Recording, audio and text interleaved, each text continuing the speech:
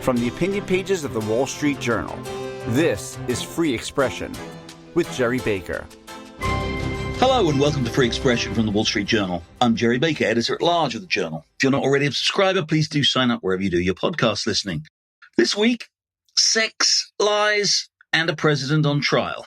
Now, most of us may be inured by now, or numbed might be a better word, to the endless cycle of sordid stories, allegations of presidential misconduct, and politically motivated lawfare pursued by his opponents, but some moments can still seize our jaded attention. We had one of them this week in the trial of former President Donald Trump in a Manhattan courtroom, with live testimony from Stormy Daniels, the porn actress at the center of the story, of payments made by Trump to keep quiet information about a sexual encounter between the two of them in a Lake Tahoe hotel room in 2006. It was, on the face of it, a very questionable move by prosecutor Alvin Bragg to put Ms. Daniels on the stand. Mr. Trump doesn't contest that an encounter took place between them, nor that he paid money to keep it from becoming public. He merely disputes whether that payment violated any federal laws. So the appearance of Ms. Daniels on the stand looks suspiciously like an attempt by the prosecutor, with of course the helpful approval of the judge, to present legally superfluous but salacious and potentially embarrassing information about Mr. Trump, all designed to defame his character before the jury and before the wider public. And so it was, with Ms. Daniels answering questions about her recollections of the evening and such critical legal details and facts as the state of Mr. Trump's wardrobe, what he said about the state of his marriage, and a whole range of other things that I'm not even going to begin to discuss on a family-oriented podcast. Trump's lawyers had objected to Ms. Daniels' testimony and must have been struck by the irony when Judge Juan Merchan actually said at one point during a break, I agree that it would have been better if some of these things had been left unsaid. But did this move in any way advance the prosecution case? Might it actually backfire, offering Trump's lawyers an avenue for appeal if he should be convicted by a New York jury? They did, after all, call for a mistrial as a result of Ms. Daniels' testimony. How is the wider trial going now? Has Alvin Bragg yet managed to explain how Trump's attempts to keep the encounter quiet might somehow amount to a crime? Well, with me this week to dig into the lurid details, and I'm very hopeful to elevate our minds for a wider view of the progress of the case so far and its implications, I'm very pleased to be joined by Andy McCarthy. Andy, as I'm sure you all know, is a former federal prosecutor who, among other things, secured the conviction of the perpetrators of the first attack on the World Trade Center in New York in 1993. He's now a commentator and columnist for National Review, and he writes for other publications, and he's a fellow at the Foundation for the Defense of Democracy. He's the author of several books, and he joins me now. Andy McCarthy, thanks very much for joining Free Expression. Gerry, it's my pleasure. So we must, of course, turn our attention to the inevitable, rather sordid spectacle that we had this week in the Manhattan courtroom when Stormy Daniels testified. It was as expected and certainly as intended, presumably by the prosecution,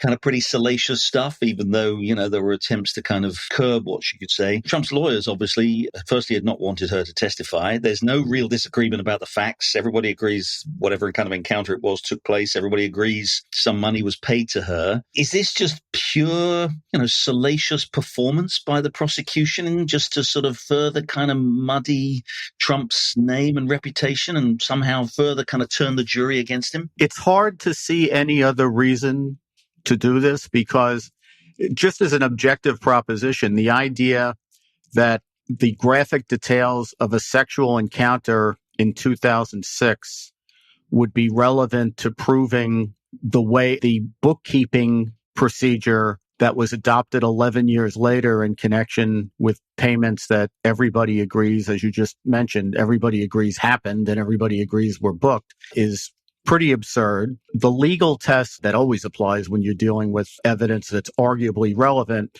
is whether its probative value is outweighed by prejudicial impact to the defendant. In other words, sort of waving the bloody shirt at the jury, getting them to convict on the basis of things that are not really evidence, but appeals to emotion. And the other thing is if it's outweighed by potential for jury confusion. So, for example, if you set up a situation, which I think Bragg has set up here, that the jury could end up believing that if Stormy is telling the truth and Trump is lying about whether this affair or tryst or whatever you want to call it that happened in 2006 or that she says happened that he denies, if they think he's lying, does that mean they think that the business record entries are false?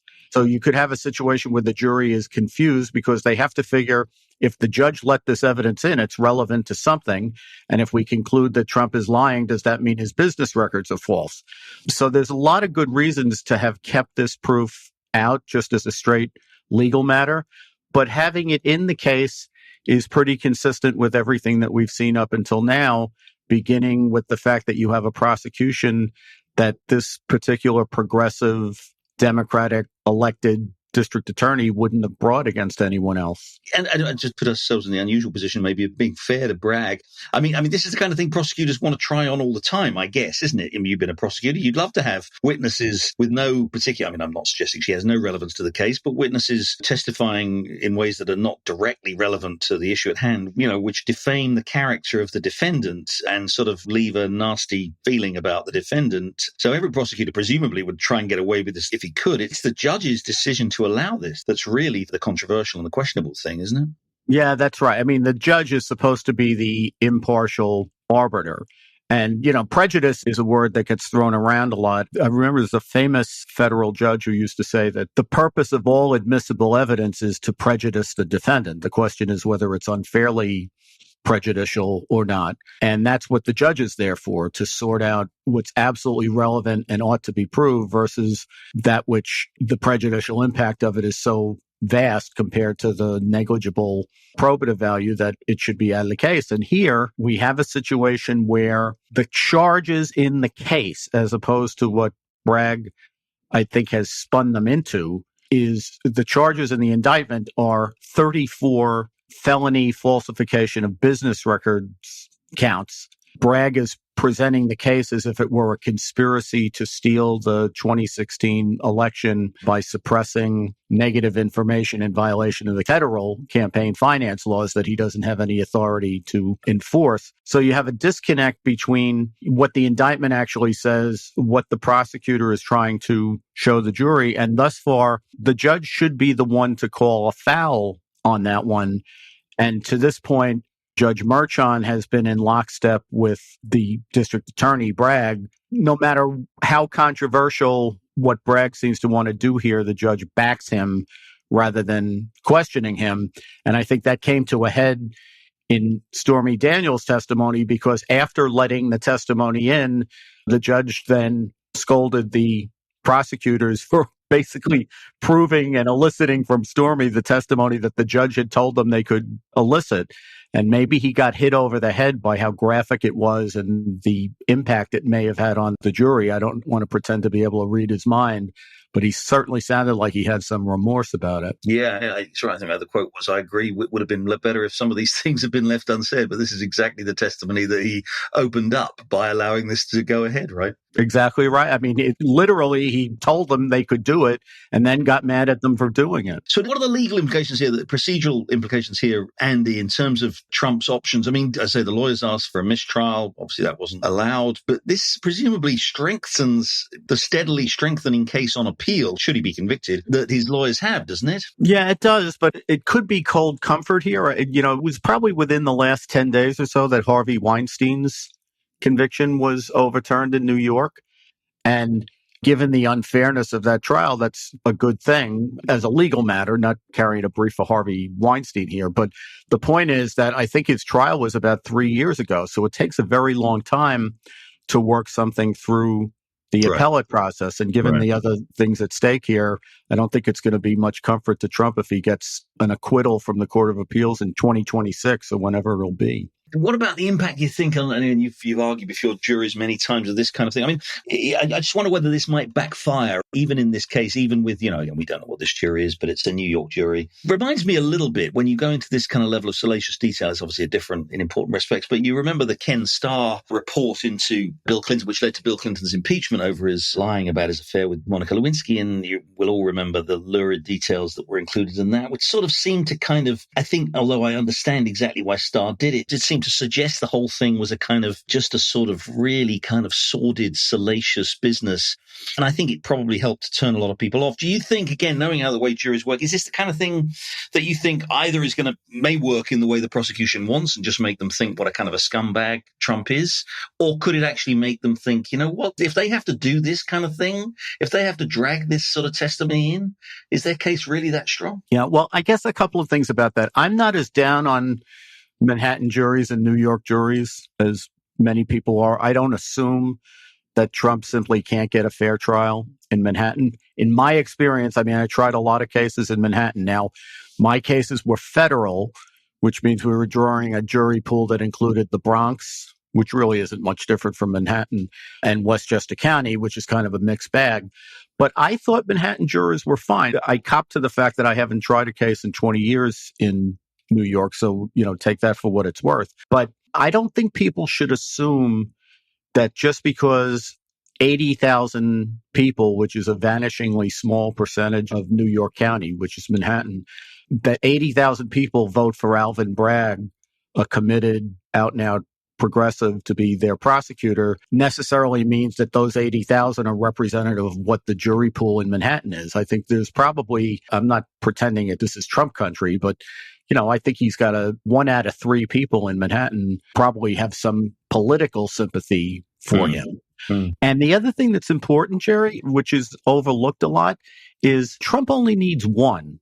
Bragg is the one who needs 12. Trump doesn't really need to be acquitted. What he really needs is a hung jury, which would, I think, put this thing to rest. I doubt that Bragg would try it a second time. It doesn't seem to me at all impossible that he can get 1 or a handful of jurors. And the other thing I think that is worth noting here is that crime has spiked immensely in Manhattan since 2019. And we have a prosecutor who is notorious in the city for essentially not prosecuting. His normal default position is to plead felonies down to misdemeanors or something even less than that so as not to prosecute. So the way he's handling this case is very different from the way he handles the normal case in New York. New York is crime-ridden. There may very well be people on that jury who will wonder, how is it that we can't get ordinary, troublesome crime in New York City addressed, but that Bragg somehow can throw 15 lawyers and all kinds of resources at this, what is usually a misdemeanor business records case. And here, he wouldn't even bring a misdemeanor case against anyone else other than Trump.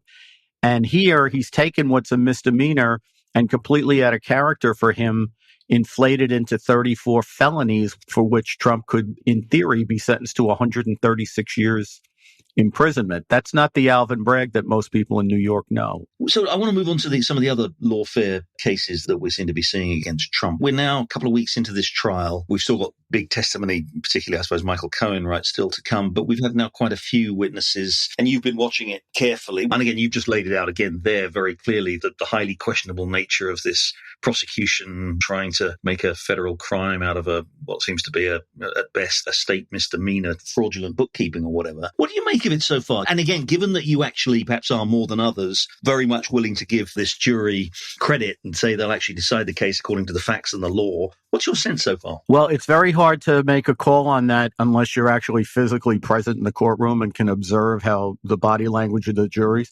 I always mention to people that appellate courts will not throw out cases if it's on the basis of credibility findings that have been made for the district by the trial judge.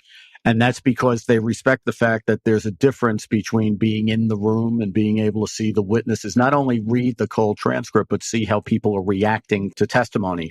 That's really important. I haven't been in the room, so it's hard to say. And the reason I think it's important is I think the unseen dynamic, especially in a criminal trial, that's more important than anything else, is how the jury takes its cues from the judge. Like, how does the jury feel about the judge?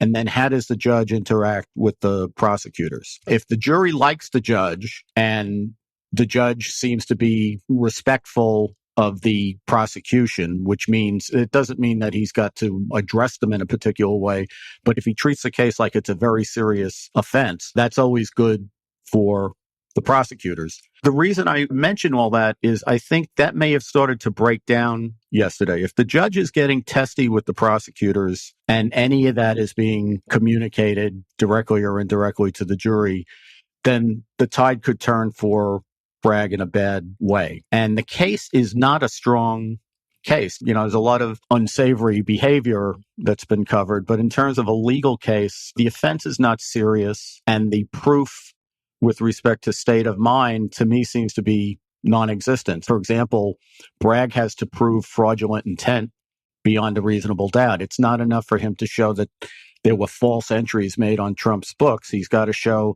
even for a misdemeanor, he would have to show that that was done beyond a reasonable doubt with fraudulent intent. I don't see any fraud here. I see a lot of shenanigans with the bookkeeping, but nobody got defrauded. There's no tax count here. There's no allegation that anybody got swindled. So I wonder how serious the jury's going to think this case is, even though the defendant is the most famous guy on the planet. Do you think Trump will testify? You're a prosecutor, not a defense lawyer. But again, we've got to see Michael Cohen's testimony yet, and I assume that could be tough for the prosecution too, right? Because there's so much credibility about him on the line. But at some point, I suppose Trump's got to decide whether to testify. What would you think? Yeah, there's two decisions that have to be made by the defendant. His lawyers can counsel him, but the defendant has to make the decision. One is whether to plead guilty, and the other is whether to testify. So this will be Trump's call. If I'm the lawyer, I don't want him on the stand, because my point is that I don't think Bragg has proved his case. And I also think because of the pretrial rulings that the court has made and now allowing Stormy Daniels to testify, that puts Trump in a very awkward position. If he testifies, it will come before the jury that in the civil fraud trial, a judge found him to be a persistent fraud. And a number of us may think that that case is as much nonsense as this case is, this $500 million supposed fraud with no fraud victims. Right. But the jury's not going to hear it that way. What the jury's going to hear is a judge found him to be a persistent fraud. And then the judge has also said that E. Jean Carroll's, the defamation verdict in that civil case can also come out, which it's hard to imagine how that evidence comes in without the sexual misconduct. And that only comes in if Trump testifies. They've been told they're allowed to impeach him with it. And now that Stormy has testified, I think the jury would be expecting to hear Trump's version of events. And that's a shame, because that escapade shouldn't be in the case. But if Trump gets up there, I can't see, after the jury's heard Stormy's side of the story, I think Trump has to address it. And then you have the problem of, if he's in that position and it turns out they believe her that it actually happened, how much is that going to redound to his detriment? So there's a lot of downside for him to take the stand. Aside from the fact that he's not the most verbally disciplined of human beings. The gag orders, Andy, we've had multiple fines now, and once again, a threat from the judge. These don't seem to be having any deterrent effect, surprise, surprise, on Trump's willingness to speak out. I mean, he's threatening again. The next one could be imprisonment. Again, you've written about this and you've spoken about this idea that a man who is actually at the same time running for president is not allowed to speak out against what he sees with some justification as a completely unfair, unjustified prosecution is pretty remarkable. I mean, where do you see this going? If I'm right that this is a political exercise more than a legal one, then it would be politically disastrous, I think, for the Democrats for the judge to put Trump in custody. So I don't really believe he's going to do that. With all the huffing and puffing this week, Gerry, you notice that the fine, last week the fine was $9,000. This week it was just $1,000. So he did a lot of finger wagging about potential jail, but he couched all of it. All the people who said he really drew a line in the sand, if you look carefully at what he said, he really didn't. He gave himself a lot of wiggle room. I'd be tempted, I'm only half joking, I'd be tempted if I were Trump to just give the judge a check for $5,000 every Monday to cover this week's contempts and then just go about his business, because I really don't think the judge is going to put him in.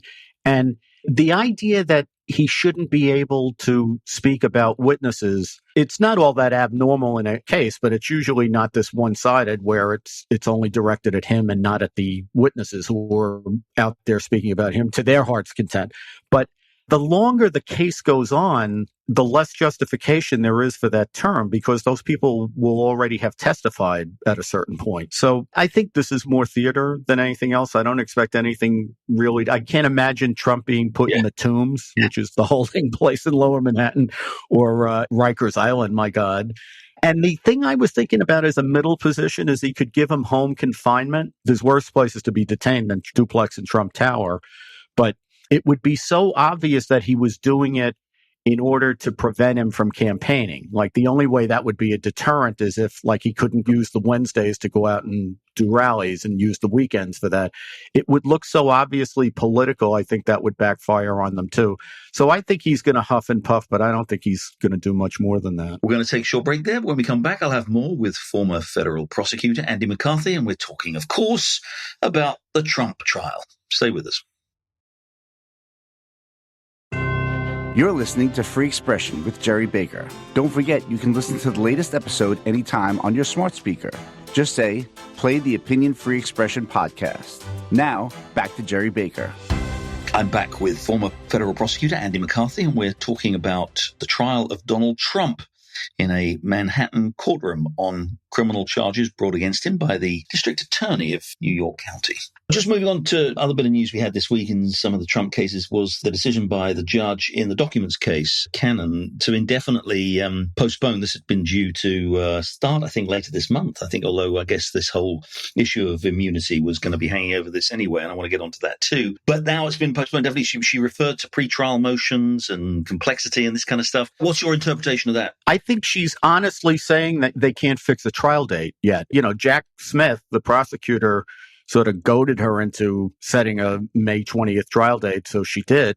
But those of us who have actually tried classified information cases and have had to deal with CIPA, which is the Classified Information Procedures Act, I think I wrote a column 3 or 4 days after the indictment came out in Florida saying this case will never go to trial in 2024 because CIPA is so difficult to work through. I mean, there's a ton of classified documents in this case. Even one with a more finite amount of that kind of evidence, it's very hard to get through a CIPA litigation because in CIPA, when you're dealing with classified information, all of the admissibility issues about whether classified information comes into the case or not have to be ruled on prior to trial. So everybody knows going in what the jury is going to be allowed to see. That simply takes a lot of time because it doesn't just involve discovery of what the government wants to put in the way of classified documents, but the defense gets to put on a defense, and they always typically ask for, lots of classified information that the government doesn't want to show them, and that takes time to hash that out.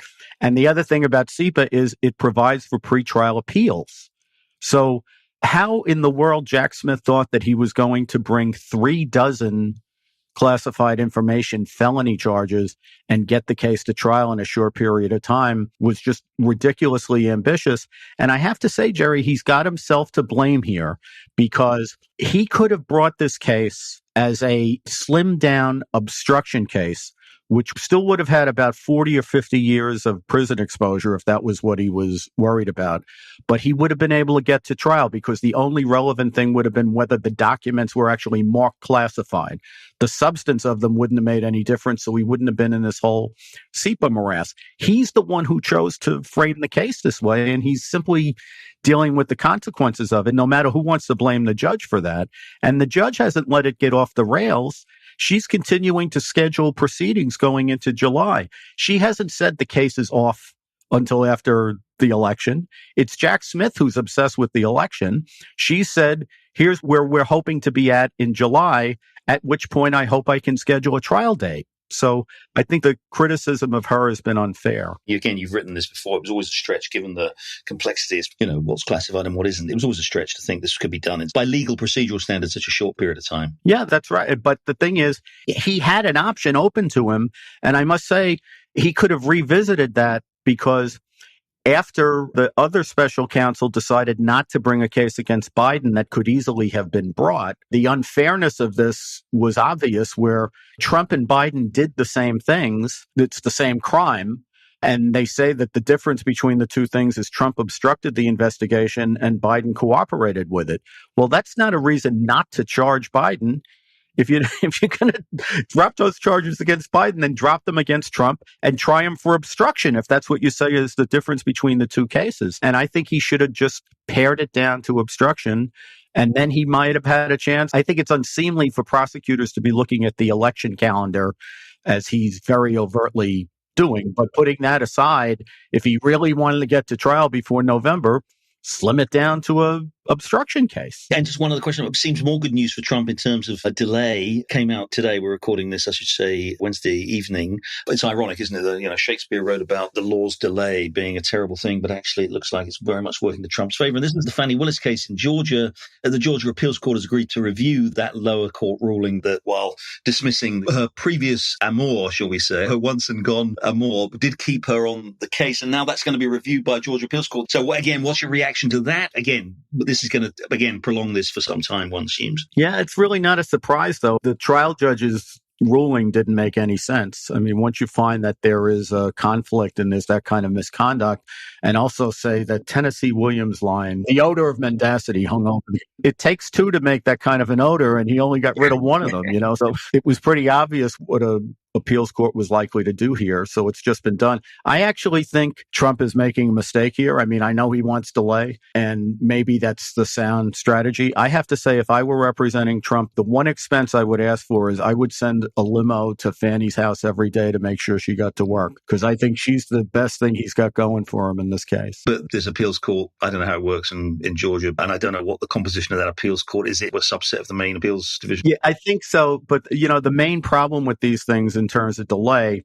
is the general rule is that you only have to litigate a case before one court at a time. We're seeing that with Judge Chuck in Washington, right? She can't take any action on the case because the jurisdiction over it went from her to the D.C. Circuit to now the Supreme Court. Right. You're not allowed to tamper with the record of a case or add to the record of a case while the case is in front of a superior court.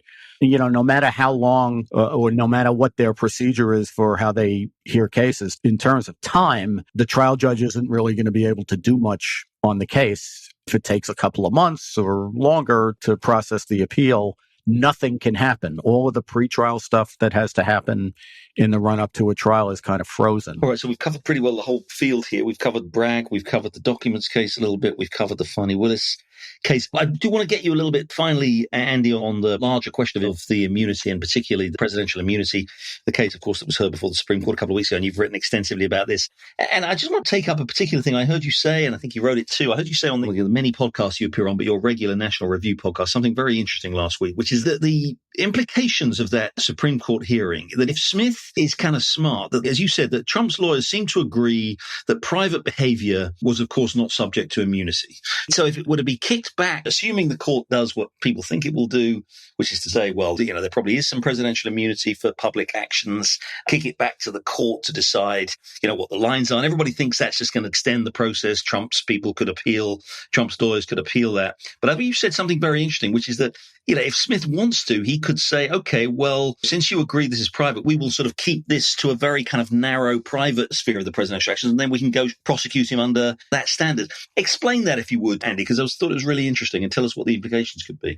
Justice Barrett, Gerry, and Justice Kagan walked John Sauer, who was Trump's advocate before the Supreme Court, through parts of the indictment and got him to concede that the things that the judges highlighted, for the most part, were private behavior that was not amenable of an immunity claim. And it seemed to me that what he conceded was enough for Smith to go to trial on, if he was willing to. Now, this is exactly what I just said he's not been willing to do in Florida, right? Which is strip the case down for the sake of getting it to trial.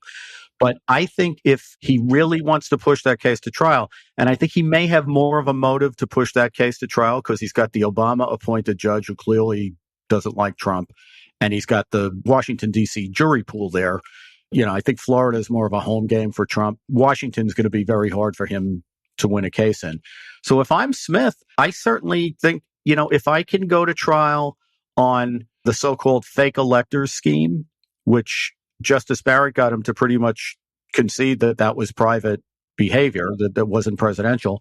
And then there's another incident where Trump and one of his private lawyers provide a sworn statement to a court in Georgia, which is allegedly a false statement. You know, if it's stitching a few things like that together, he could say to Judge Chutkan, you know, look, let's just go to trial. I'll leave the rest of it on the cutting room floor. Let's go to trial on the stuff that they concede is private.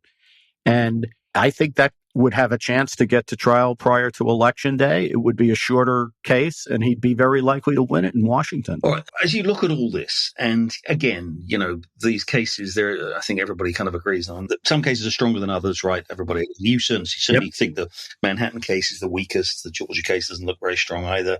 The documents case looks pretty strong. The January 6th, or to put it more correctly, the sort of election subversion case, whatever you want to call it, that's questionable too. But as you look at all this and you think about, you know, again, this extraordinary kind of volley of cases we've seen, what Trump's having to face. And again, there's always been an element of politicized justice in this country. You know, we know that, though I've lived here for 30 years. I come from England where judges aren't elected and prosecutors aren't elected. I'm not suggesting for a second the English system is perfect, but there's always been an element of politics involved in this. Do you think we've sort of crossed a Rubicon here where it will now become absolutely routine that a president, or indeed for that matter, Democratic or Republican for that matter, prosecutors in jurisdictions where they have legal authority will now sort of routinely go after their political opponents? Is that too bleak a view? Is it possible that we might sort of step back from that? I don't think we know where it's settled or where it will settle, but I think that they've dismantled enough of the guardrails and the norms that have heretofore applied that wherever we land, it's going to be in a much worse place. I thought, Gerry, it was interesting that Mike Dreeben, who was the lawyer for Smith before the Supreme Court, is looking the court in the eye and saying, you know, you don't have to worry about politicized prosecutions because prosecutors take an oath and they have to go to a grand jury. And, you know, he listed all these internal safeguards in the Justice Department and external safeguards in the law and said, you don't have to worry at all about these kinds of prosecutions. At the moment he said that, Trump, who had a right to be present in the Supreme Court because it's an essential part of the Washington case against him, wasn't in the Supreme Court because he was in Manhattan being tried by Bragg in what is an obviously political case. So it was odd to me if the people you're worried about when you're thinking about all these norms don't even recognize the problem to the point where they would make such an absurd argument under the circumstances they were in, then I think we're going to end up in a very different place. The other problem here is I think this is more of a cultural problem than a legal problem. When I was a young lawyer in New York, I was in a federal system, which is an appointed system, but the New York District Attorney's Office has always been an elected system. When Robert Morgenthau was the district attorney for years and years, I think 2.5 decades in Manhattan, in Alvin Bragg's now job, what a shift. But when Morgenthau was there, if you made an argument to the electorate, elect me and I will use the powers of my office against our political enemies, that would not only have been disqualifying, I think they would have ridden you to Bellevue to see, like, you know, do you have a mental problem? And here we are all these years later, I guess 20 years later, Tish James, the attorney general in New York, runs for election. I think it was in 2017, maybe 2018, promising, elect me and I will use the powers of the office against Trump. And she gets elected in a landslide. Now, that's not a legal problem. That's a much deeper problem. And maybe it's confined to big blue cities and states. But I think that we need to come to terms with the fact that there's a philosophical difference in the governing class of these blue cities. They don't think it's problematic to use government power, even in an aggressive way that makes the process the penalty, in order to achieve their ends and in order to penalize their opposition. That's a very different way of looking at the law than was common not all that long ago. I guess Democrats will say, and some Republicans, some sympathetic voices to them will say, look, there's something unique about Trump, right? We didn't go after Mitt Romney, or we didn't go after George W. Bush, although I think it's fair to say some wanted to, but we didn't prosecute our opponents routinely. There is something quite unique here. You know, you've talked about how strong the documents case is, and that what he did there does clearly, well, again, without prejudicing any trial, does clearly look like he's got a case to answer. What he did over January 6th, I think a lot of people way beyond Democrats would say was way beyond the pale.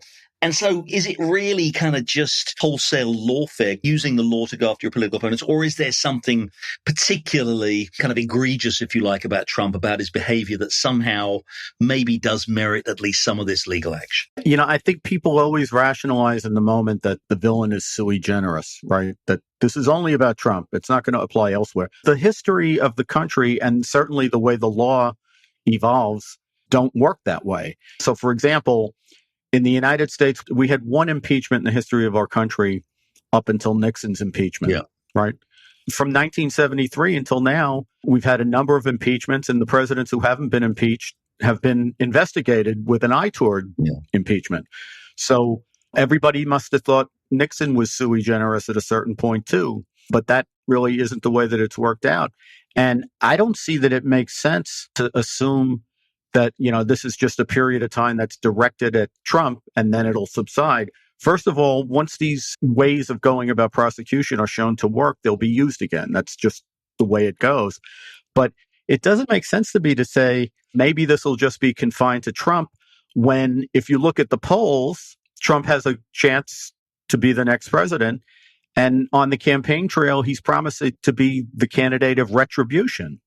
And then, if he wins, the tables are going to be turned on all these guys. So he's virtually promising that this will be a more regular thing. Now, he's got his reasons for doing it. I'm not contending otherwise. But just the trajectory of how the law works and how history works is that, once you break these barriers, it never goes back to how it was before. And I just don't see it. It does my heart no good to say that, because I think that what we're doing to the legal system is a tragedy. But, you can't close your eyes to reality. Well, on that rather sobering note, Andy McCarthy, once again, for a typically brilliant and judicious analysis of the issues. Thanks very much indeed for joining Free Expression. Jerry, thanks so much for having me. Well, that's it for this week's episode. Thanks very much indeed for joining us. Please do join us again next week when we'll have another discussion on one of the key topics driving our world. Thanks again for joining us. Goodbye and have a great week.